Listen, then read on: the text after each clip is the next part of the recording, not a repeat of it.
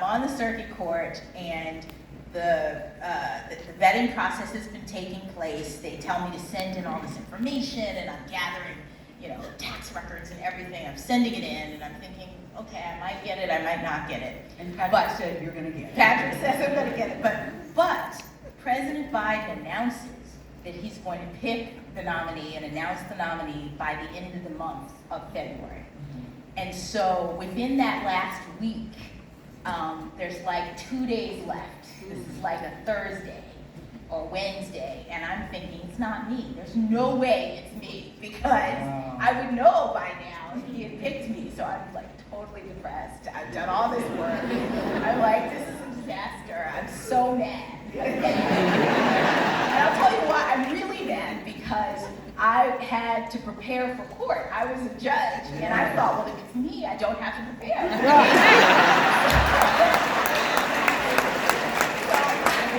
I was supposed to be sitting that Friday, and I had not prepared for the cases, and it was like Wednesday, and I thought, okay, this is crazy. Now I have to prepare.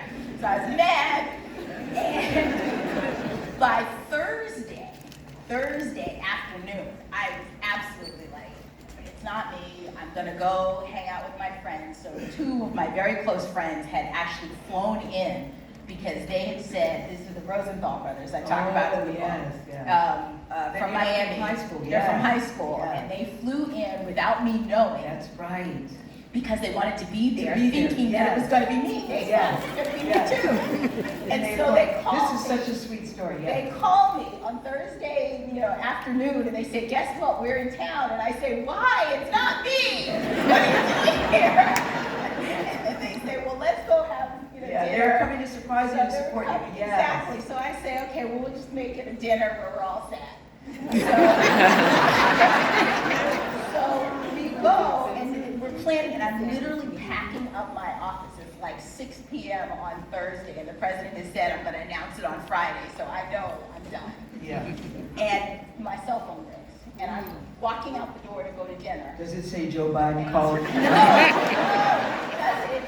it has no number. Yeah. When the White House calls you, it has no number on the thing. It's like unknown. It's like unknown. Yeah.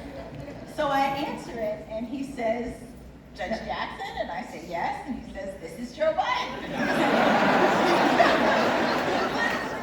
Yes. Actually, they were taping the call, so you can hear it on the internet. They made it into a commercial. Yes.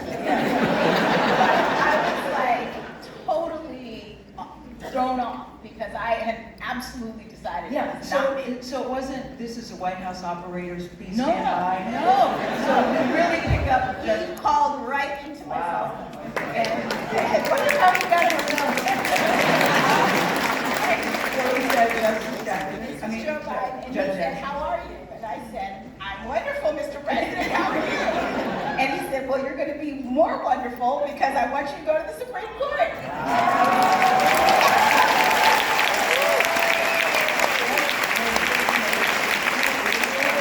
And then I still met the Rosenthal brothers that night, and we ate for like 15 minutes, and then went back and wrote a speech, because the other thing he said was, "Oh, and you have to have a speech ready by tomorrow at 11 o'clock when I announce you from the cross hall of the White House, when I nominate you." Yeah, it's a great scene in the book, guys, because you talk about how you all stayed up and you were writing the speech, and all in the kitchen was. I fell in love with the Rosenthal brothers. They had been with you through thick and thin. And there was another great story about Patrick. Again, you have to read this part.